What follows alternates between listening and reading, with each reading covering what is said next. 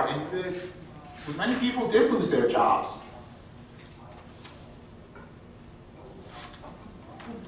Even still, I could not control that, but I had about 5 interviews in one day, and I know that I aced with all of them. It's like that feeling you have when you go out on a first date and you come home and you're like, that's the guy or that's the girl that, is going to be my girlfriend, boyfriend.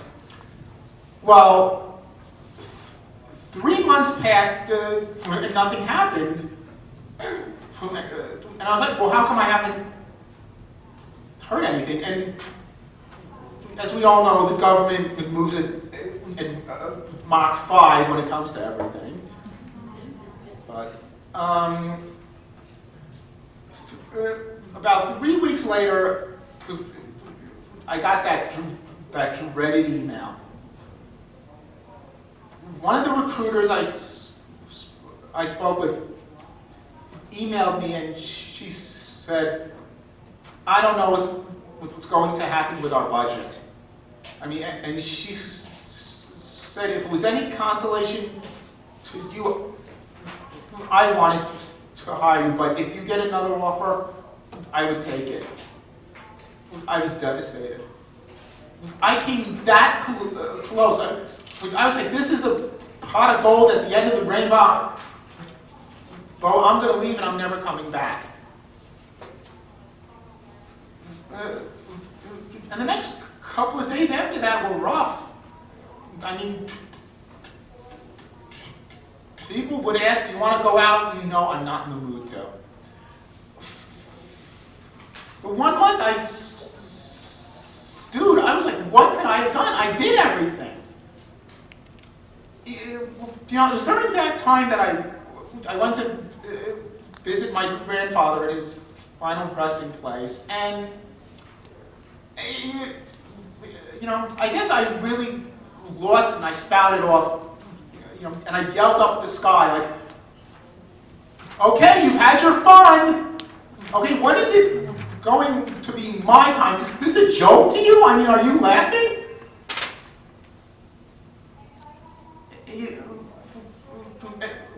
And one of the lessons that I learned from that experience is that life is about timing.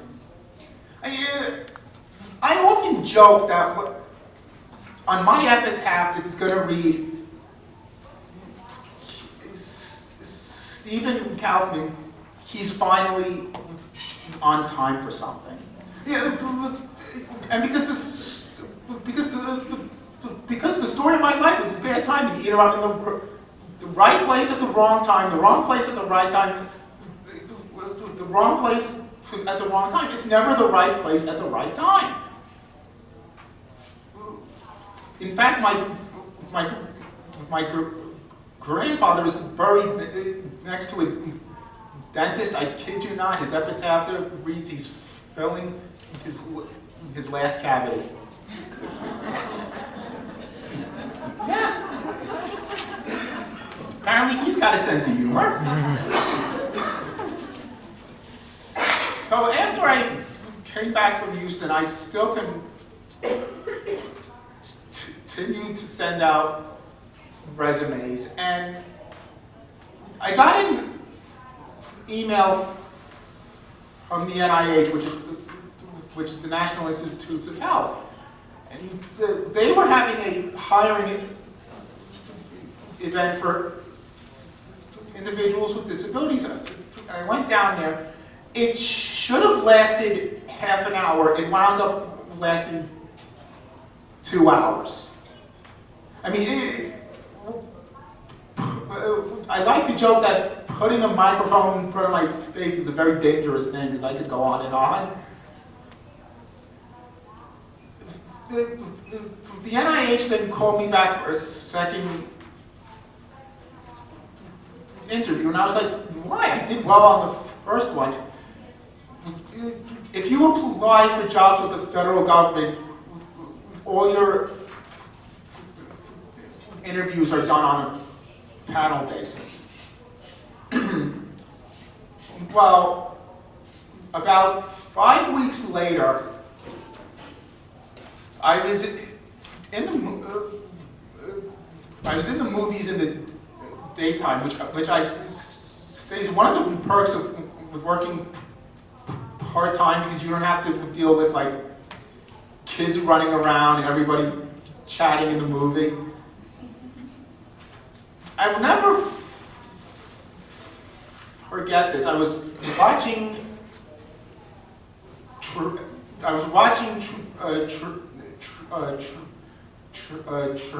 Transformers: Revenge of the Fallen, and my phone rings, and I was like, oh yeah, it's probably one of my friends. I'll let it go to voicemail.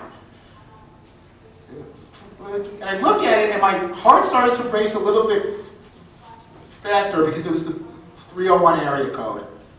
And 301 is the DC suburbs on the Maryland side. And I call back, and the recruiter is on the phone, and he says, I understand that you'd like to come down to Maryland. I said, I do. He said, well, we'd love to hire you. And that was after 4 years. I went out of the movie theater, and I must have felt like I was in a daze. And I got on the hood of my car, and I wept openly, because it meant that much to me. Now, I guess most normal people don't do that, because there were 2 cops who drove by. They're like, are you okay? We want to help you if there's a problem. Obviously, I don't blame them for doing that, because I would have done it too, in the same position. It was 1 month later that I moved to Maryland, and the first day I was there, I took the metro down to the Smithsonian, where the mall is, all the monuments, the Washington Monument, Jefferson Memorial. And I walked right up to the Washington Monument and just closed my eyes for a minute. And I was like, I'm here. I'm really, really here. And I couldn't even believe it.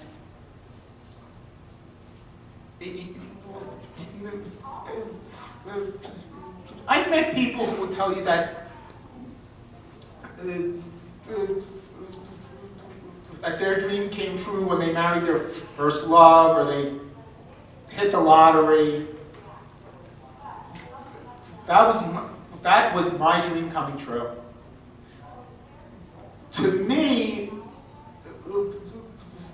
the Washington area is very special, because I tell people that I feel safe there. And one of the comments I get is, well, why do you feel that way? I mean, Washington is a very disability-friendly city.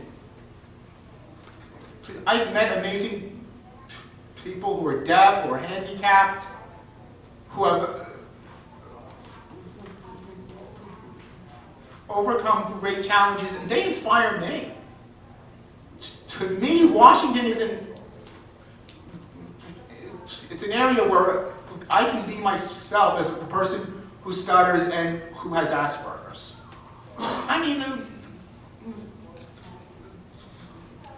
there's a lot of things that I like about the area, and there's a lot of things I don't. I tell people,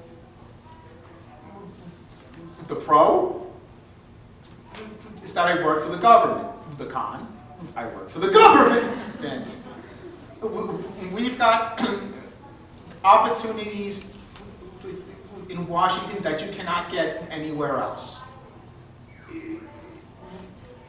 It's a city where people come to be about something bigger than who they are.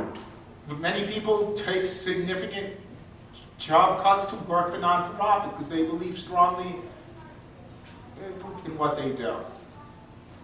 But by the same token, I do not like the traffic in Washington. It's very bad. It gets sweltering in the summer. If you come there in July and August during the dog days, you will think you've entered Dante's Inferno. I mean, it's 90 degrees and like 70%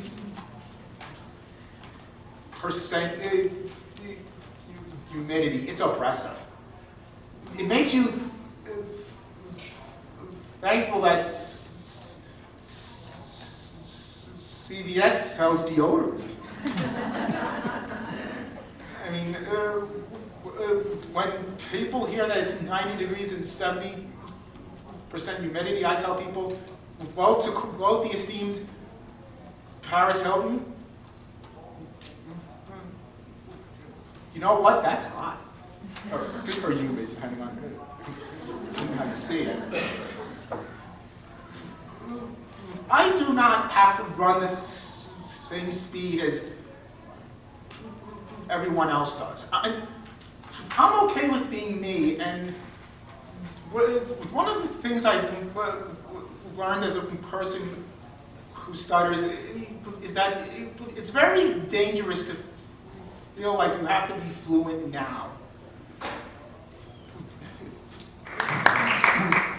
Hi there, everyone. Welcome back. For those who are, I'd like to welcome those who are here for part one, and for those who are here for part two, but did not see part one, don't think of me as somebody who stutters. Just think of me as this presentation it's being slow jammed, and it's done and it's being done for your pleasure. I'm a very big proponent in being who you are and showing that to the rest of the world. As a person who stutters, I've had very unique experiences that have shaped me into the person that I am today, and I'm going to share one of those with you. This happened to me 2 years ago. On a Friday afternoon when I was getting ready to work, one of my coworkers came up to me and they asked, "Oh, do you have any plans for Friday night? I mean, are you going to happy hour? Are you going home?" And I said I was going to downtown Gallery Place in the heart of Washington to do speed dating. And my coworker gave me a look and she whispered into my ear, like, "I don't know if you're aware of this, Stephen, but you stutter." And I was like, "Really? Wow, thanks, Sherlock. I mean, where were you the past 5 years? I mean, I can just see it now. You know, attention, guy who stutters does speed dating, film at 11 on the local news." But she's like, "Well, okay, if that's what floats your boat, hey, go for it. I mean, let me know what happens." Well, I'm a very perceptive person. I believe that if you've got a really bad attitude, that is an epic fail. And it goes right up there with the Oscar flub and Kanye West's fashion line, which never took off for any reason.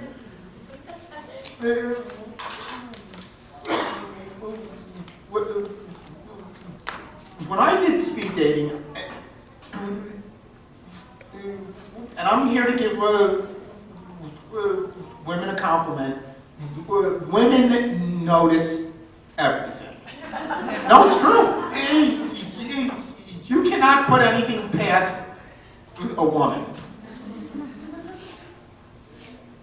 I would be at the table waiting, to have my turn speed dating, and technically you're not supposed to look at the notes that the other person is writing, but people do anyway.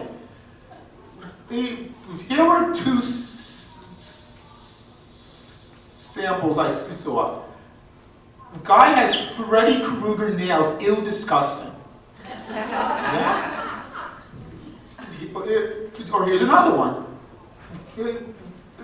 Wow, this guy has nice shoes. He could be an attorney. I'm interested. Well, I'm very much out there with my stuttering. I'm brash. I'm confident. And in fact, I am so confident that I had this really amazing shirt that I wore. So just hold on, I'm going to check it out.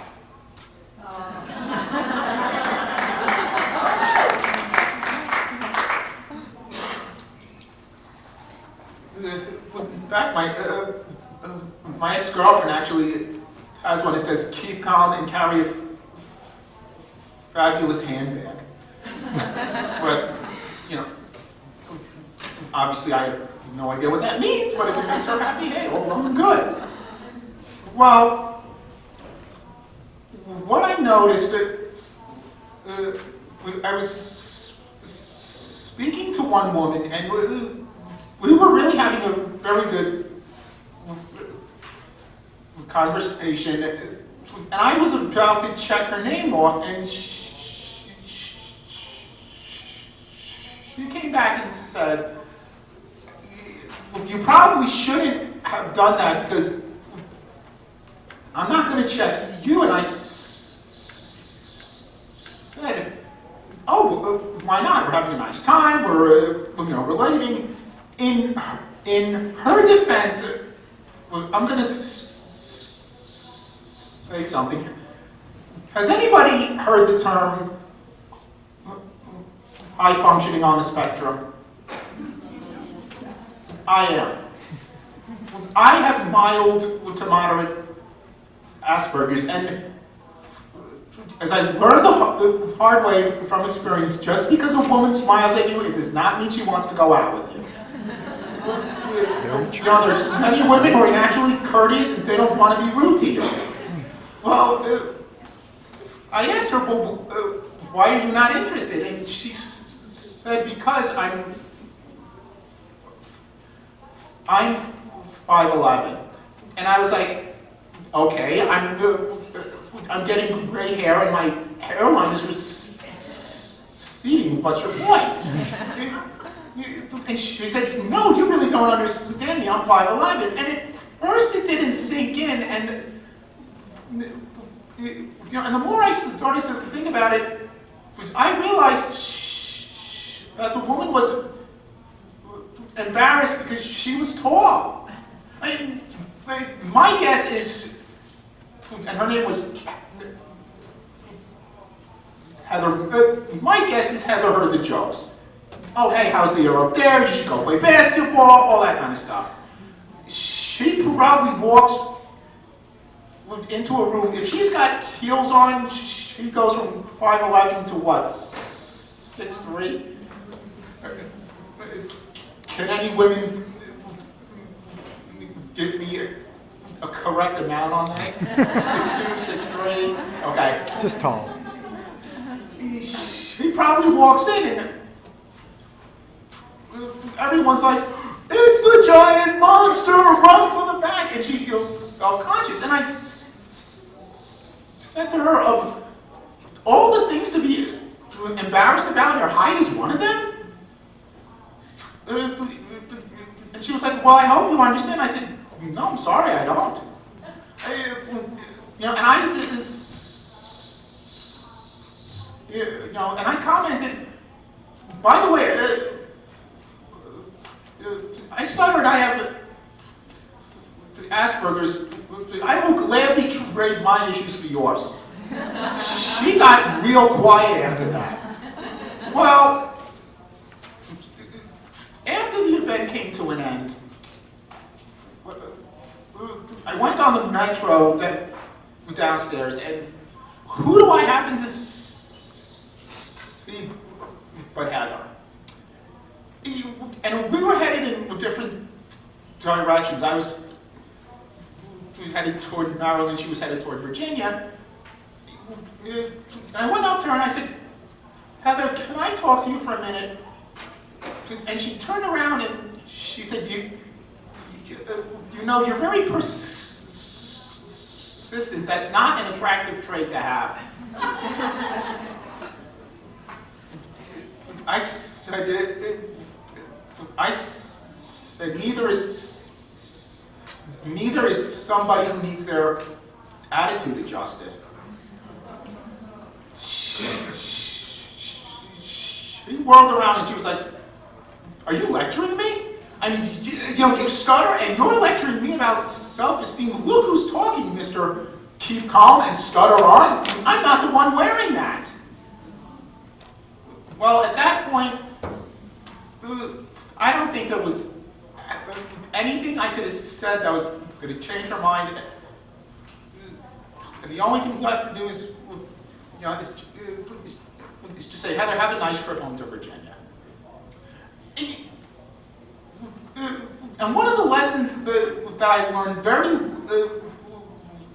late in life, better late than never, in fact, is that you have to be okay with who you are, because otherwise no one else is going to be able to love you in the way that you want. Being confident to me is the sexiest asset anyone can have. That's what makes people take notice. At one time, I truly thought that my blessing was a curse. I remember a couple of years ago, when the very first Spider-Man movie came out, not all the reboots that have been done 18 times now by Hollywood, but the original one.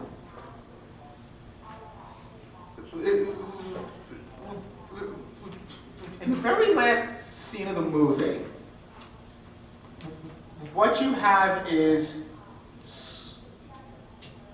Peter Parker, who is attending the funeral of his best friend's father, who he killed in the climactic battle.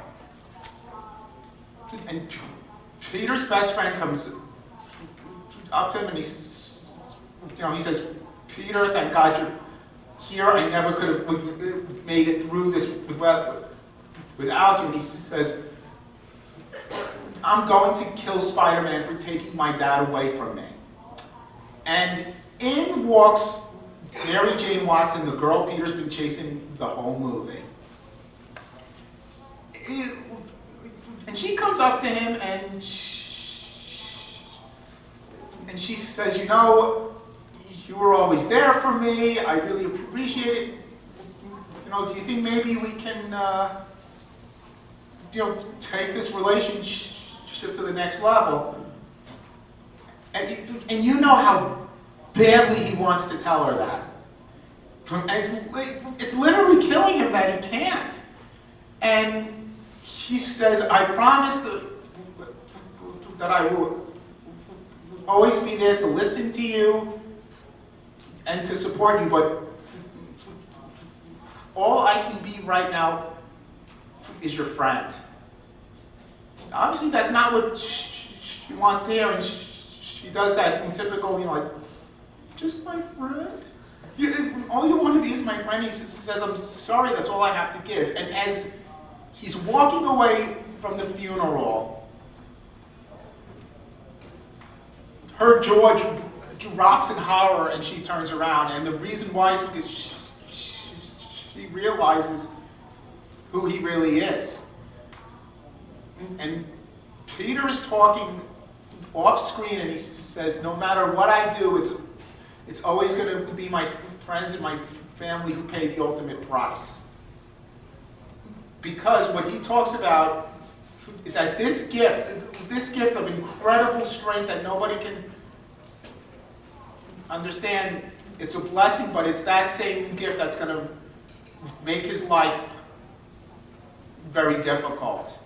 And that was me. At one time, now I've used it to bring about positive changes in the stuttering community. But there was one time where my stuttering was really tested. After I got fired from the law firm, I was working at a restaurant for 4 years. I was not going anywhere. And a lot of this happened at the time when we were in a very bad recession too. No one was hiring. And I was probably maybe like 30,000 in debt and climbing fast. And one of my friends told me, why don't you look into working for the government? And at the time when I was living on Long Island, there was a company that hosted a very special hiring event for people who have disabilities. It was in Washington, D.C. And I was like, why not? It can't be any worse than where I am now. And I make it a habit to talk to as many people as possible. There was one woman who was online, and she was visually impaired. And I was talking to her, and after I was done, she said, "Why are you here?" I was taken aback by that. I said, "Well, I'm looking for a job. Why are you here?" She said, "No, this event is for people who have real disabilities." Again, I hate negativity. I just said, "Hey, nice to meet you. I hope it works out for you." I met a couple of recruiters there from NASA, and we hit it off. And they actually invited me to an interview at their headquarters in Houston, your old stomping grounds. All I remember is that the humidity was high in February and had a really bad case of frizzy hair that day. But as I got off the plane, I was like, hey, you know what? I'm playing with house money. I have nothing to lose. If it works out, hey, great. If not, then I interviewed, I got back in the game, and that's what mattered. Well, on the day I went down there, everyone was running around in a panic, and I was like, oh, what's going on? Is the president in town? They said, no, we just found out that the space shuttle program got cut. If you know anything about NASA and their impact on this country, that was it. One time I was at another gala downtown. I was seated at a table, and I was being, asked a lot of questions because I was new in the area, and I was telling them about the advocacy work that I do. And one woman said, you probably made a mistake coming to Washington.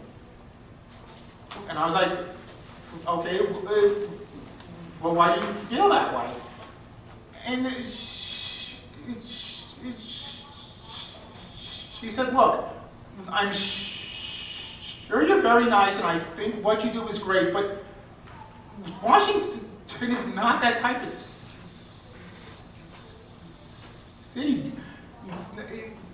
You seem very kind, empathetic. This is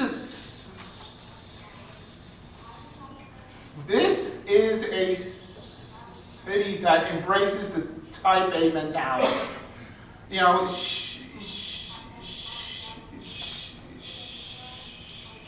he said, you might be better off in Atlanta or Charlotte, where those places might be welcoming. And I was like, I chose to be here. I'm going to be here in Maryland, and no one's going to tell me otherwise. Not you, not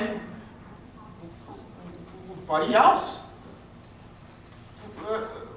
And I said, oh, by the way, my type A is for awesome attitude. That's something that you don't have, apparently. End of conversation. So, what does the future hold for people who stutter? There is a lot of new advances that help people who stutter embrace who they are. There's a lot of support groups on Facebook. We have Google Hangouts for people who stutter. There is the promise that things can and do get better. And the field of speech therapy evolves. What I find now is that it's just as much emotion as it is learning how to be okay and be fluent. There are two closing words that I want to share, and then I will happily take any questions that you may have, and we can chat outside as well, because I know that they're going to do another workshop here. The first quote is from Marilyn Monroe, and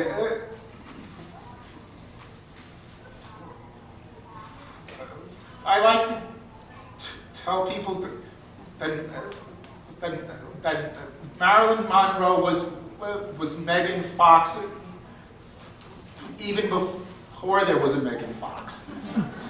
So obviously you can tell who my favorite actress is right now.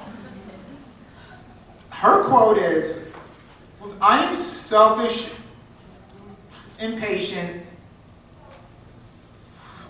and a little insecure. I make mistakes, I'm out of control, and at times I'm hard to handle. But if you can't accept me at my worst, then you sure do not deserve me at my very best." And the one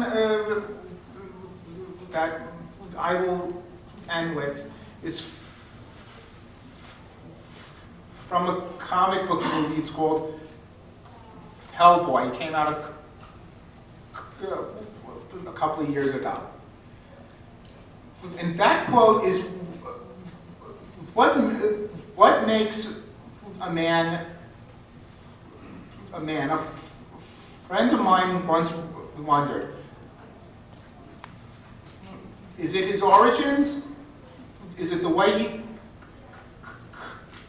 comes to life? I don't think so. It's the choices he makes. Not how he starts things, but how he decides to end them.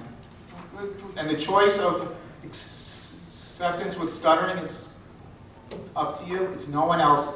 And on that note, thank you. This has been the thrill of my life to come to Utah and meet amazing people and just have my breath taken away by the mountains. So thank you so much.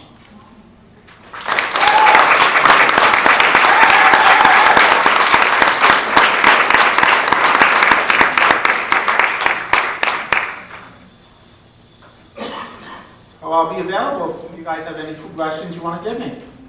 All right, one more big round of applause for Steven.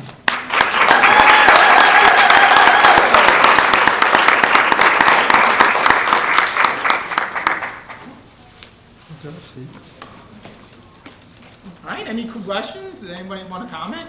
Yep. Hi there. Oh, just wondering, would you be willing to share with us some of the strategies that you use to help you be more fluent? Sure. Maybe your speech therapist has taught you. Well, and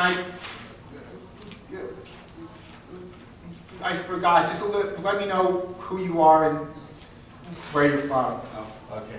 My name is Randall Pierce, Okay. speech therapist. I work in the Provo School District. Okay. Well, over the course of my life, I've had many different techniques. It all started with the stretching out of the words, which now I look back on and I was like, wow, I'm a robot. It's not my real voice. I've done easy onset, airflow, controlled breathing. And the SLP that I work with now, her name is Dr. Vivian Siskin. She's very well known in the field. Her concept is all about open stuttering, meaning that you want to have the freedom to be who you are when you stutter. One of the things that I find puzzling, as an example, I can come up here and give a presentation in front of 100 people with no problem. Yet in one-on-one situations, I struggle mightily. And you would think it's the opposite way around. I mean, when I first started to work with Vivian, I would be staring at the floor half the time. You know, in fact, I joke that I did it so well that I could tell the guys at Home Depot what kind of carpet it was. To me, speech pathology now is moving in a different direction. Yes, it's breathing is one thing, but now it's about controlling your emotions and not being rattled, and that's power to me. I mean, I never thought in my wildest dreams I could do speaking on this level, and I feel like maybe Taylor Swift needs to write a song about it because she does that with everything else. So, anything else? Anyone else want to comment? Questions? Anyone? No? No. Hi there. My name is Noelle. I'm a speech therapist at the School District. Okay. Hi. What would you tell a ninth grade boy who won't look you in the eye and says his parents are ashamed of him because of his stuttering, and he just doesn't want to talk anymore? There was a situation like that at the NSA conference a couple of years ago. We had a parent come in, and she was very upset because her son wanted to learn sign language. He didn't want to speak anymore. And she was at her wit's end, and she started breaking down. She said, I don't know what to do. And one of the other parents took her aside, and they exchanged numbers and emails, and she said, call me anytime and we can talk about it. He's in high school, I take it? Okay. Going on to high school. Okay, the first thing I would stress is that he has to find with a circle of friends who are going to unconditionally support him. If that's not possible, because at that age you have all the cliques and everyone's out doing things, he's got to have a solid foundation. It's imperative. You know, I don't. My parents and I do not talk about my stuttering, and I feel in many ways they do feel ashamed of it. That it was their fault. It was something they did.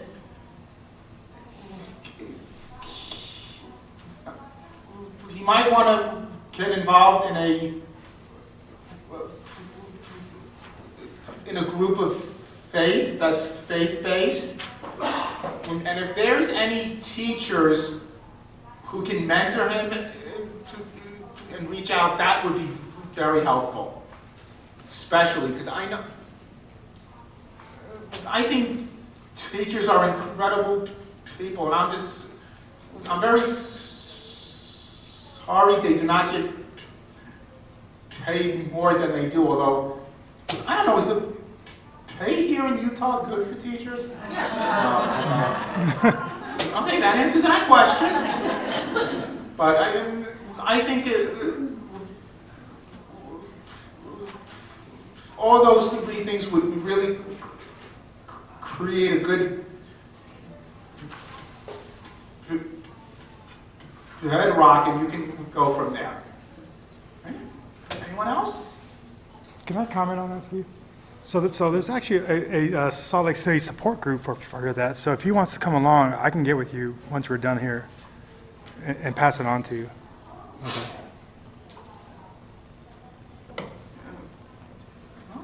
Okay. Could you tell us what the email address of that support group is? I don't know it off the top of my head, but I can definitely share that with you for sure. Yeah. We meet last Tuesday of the month here in town. So yes. Well, no, it's in Murray. Yeah. So it's not that far away from here, but I have the address. It's on my Facebook page, so I don't know it right now. But I'll pass it on to you.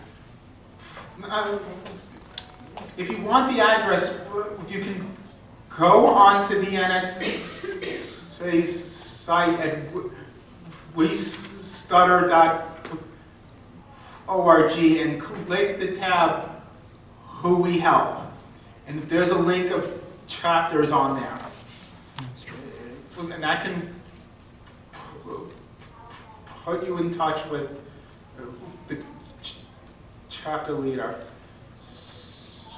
Well, again, I'll be hanging around here, and I'll be outside after we get all the technical issues corrected. So, once again, thank you guys. This has been a real honor for me.